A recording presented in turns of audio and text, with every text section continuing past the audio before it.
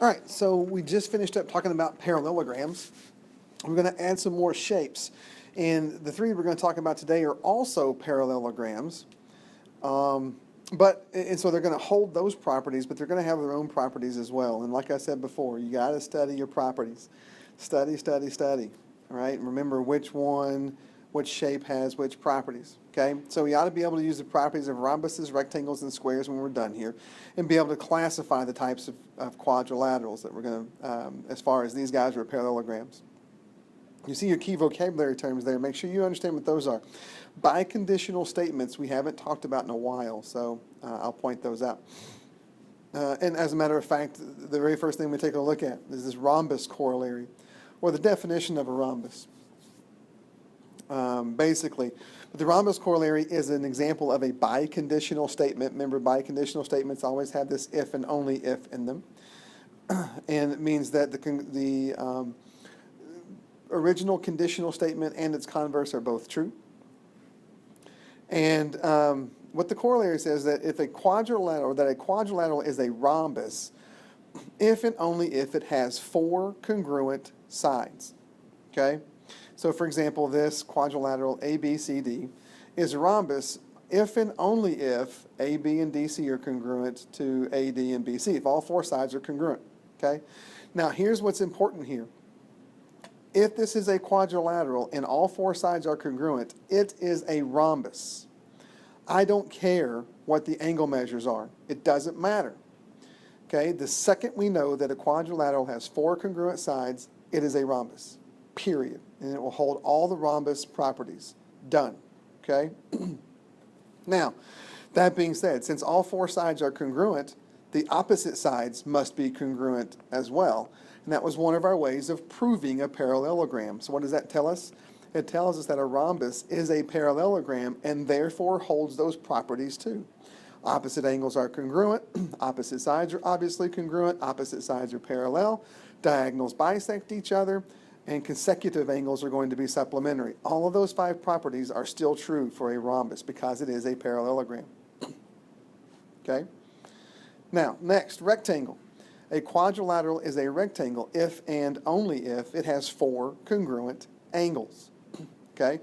So again, what does that mean? It means that if ABCD is a quadrilateral and these four angles are exactly the same, which means they have to be 90 degrees, how do we know that? Well, in a quadrilateral, the interior angles have to add up to 360. And there's four of them that are all the same, so you divide them by 4, and they're all going to be 90. So if a quadrilateral has 4 right angles, or if all the angles are congruent, then it's automatically a rectangle. I don't care about the side lengths. Quadrilateral, 4 right angles, rectangle. Okay? That's what that means. Now, again, because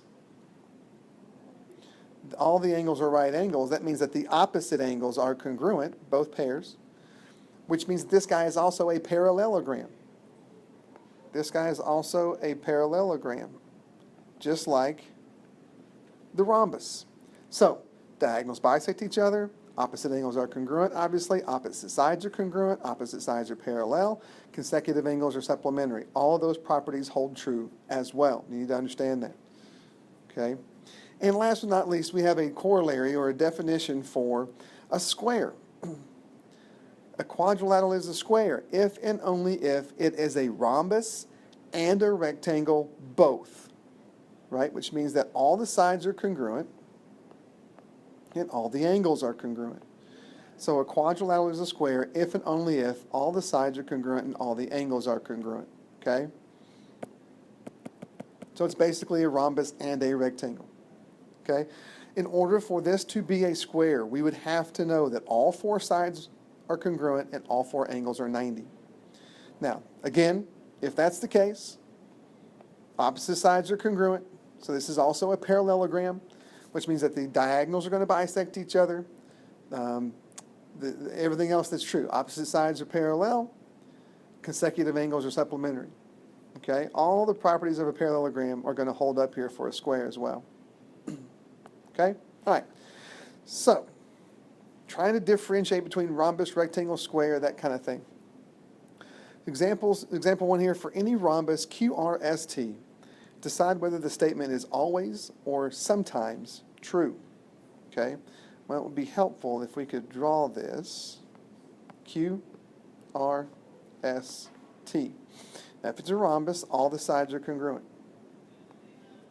Okay, we don't know anything about the angles. All the sides are congruent in a rhombus. So, are angle Q and angle S going to be congruent, always or sometimes? Q and S. This is going to be sometimes. Okay? Those two angles are allowed to be congruent in a rhombus. Okay? All that has to be true in order to make a rhombus is the sides have to all be congruent. Okay? So angle Q and angle S might have the same measure, they might not. It's not going to stop this from being a rhombus. Now, as a side note, if angle Q and angle S are congruent and they have to be supplementary, which they do because this is also a parallelogram, that means that these guys are going to have to be 90 degrees. Which means that these guys are 90 degrees, and it would become a square because all the angles would be congruent and all the sides would be congruent. So, why sometimes? Why in a rhombus can angle Q and angle S sometimes be congruent? That's because a rhombus can sometimes turn into a square. Not always, but sometimes. Okay? And in B, angle Q and angle R. Oh, wait a minute. I did not name this correctly. Whoops. See, naming these are very, very, very important. Naming these correctly. Okay? So now we got to back up. Sorry.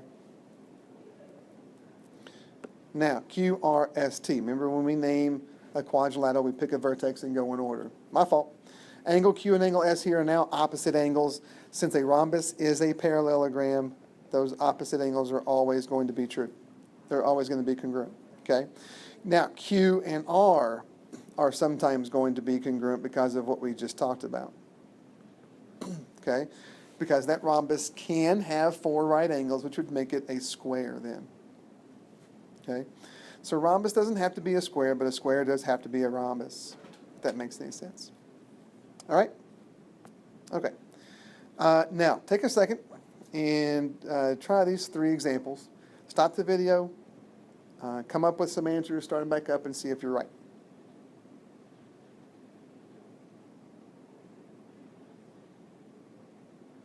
Okay? Number 2, classify the quadrilateral. What kind of quadrilateral is this thing? It's either a rhombus, a square, or a rectangle. Well, it's definitely a rhombus because all the sides are congruent. And we're not going to call it a square because it doesn't have 4 congruent angles. So this is a rhombus. Okay?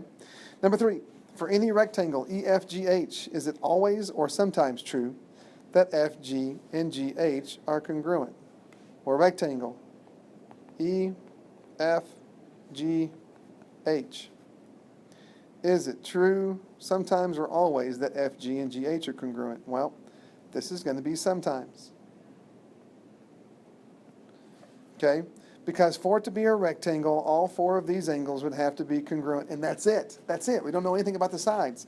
The sides could all be congruent, or they might not. Just the opposite sides might be congruent. Okay?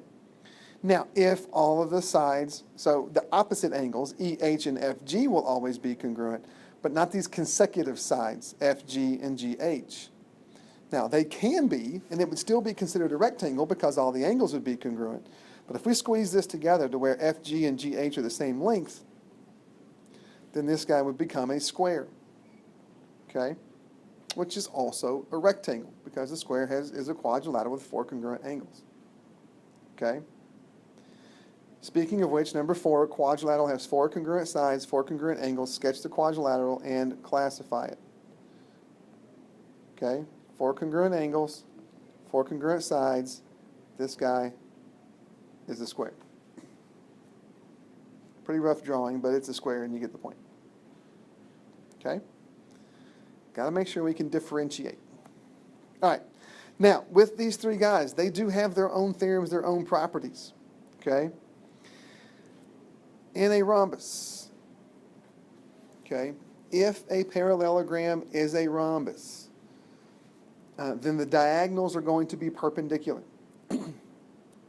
Okay? So they can form right angles. Those diagonals can form right angles. So ABCD will be a rhombus if and only if those two, AC and BD, are perpendicular. Now, because a square is a rhombus, because it has four congruent sides, then it would have this property also. In a square, the diagonals will be perpendicular.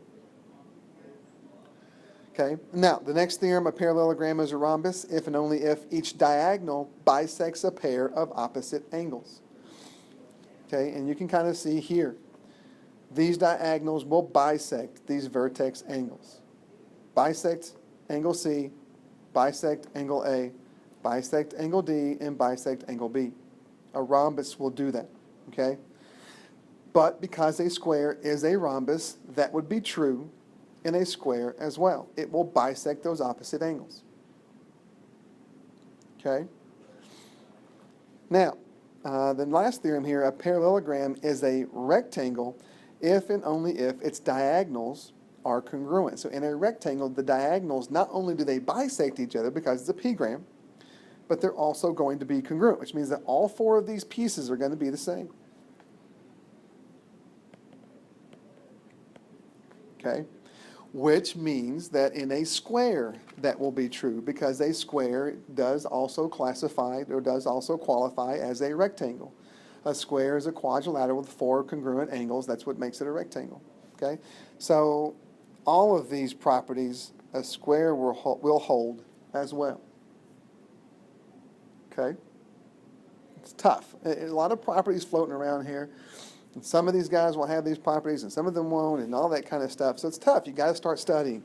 You have to start studying your properties and know them front and back and then be able to use them, of course. Okay? All right.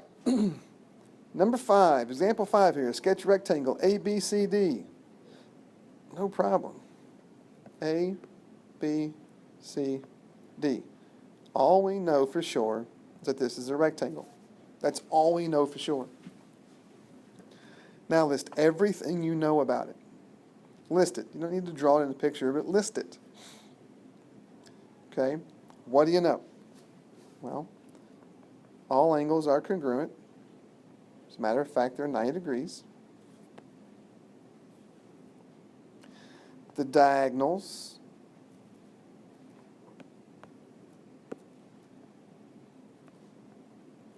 are going to be congruent. Okay, if we were to draw them in, boom, whoops. Those are pretty rough. That's terrible, but you get the point. What else do we know? Well, we know that the opposite angles, which is kind of weird to talk about, the opposite angles, of course, are going to be congruent because all of them are. We also know that the consecutive angles are supplementary. These come from being a p-gram. These come from being a rectangle. We know that the opposite sides are congruent, and this comes from being a p-gram. We know that the diagonals bisect each other.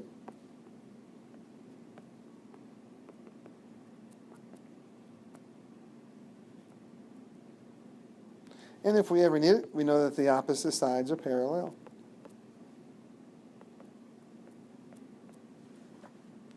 Okay? We know all of that about a rectangle. All right? All right. So something for you to just kind of take a look at and ponder. You're building a frame for a window. The window will be installed in the opening shown in the diagram. Okay? Now, first question. The opening must be a rectangle, right? We've got to square up the opening. It's got to be a rectangle. Given the measurements in the diagram, can you assume that it is? Take a look at that. Is this guy going to be a rectangle necessarily? Okay. Hopefully you're saying no, because we don't know the angles are congruent.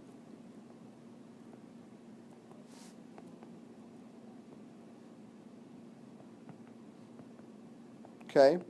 Yes, those opposite sides are congruent, but they're also congruent in a parallelogram. We have to have right angles. It doesn't matter what those side lengths are. The angles all have to be congruent. They all have to be right angles in order to be a rectangle. Okay? Next question. You measure the diagonals of the opening.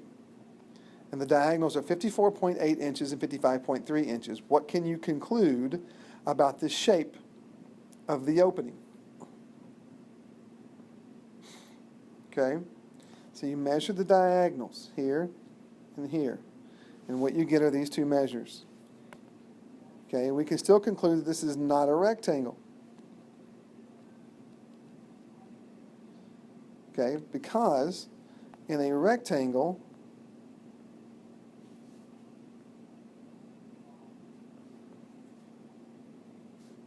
the diagonals are congruent.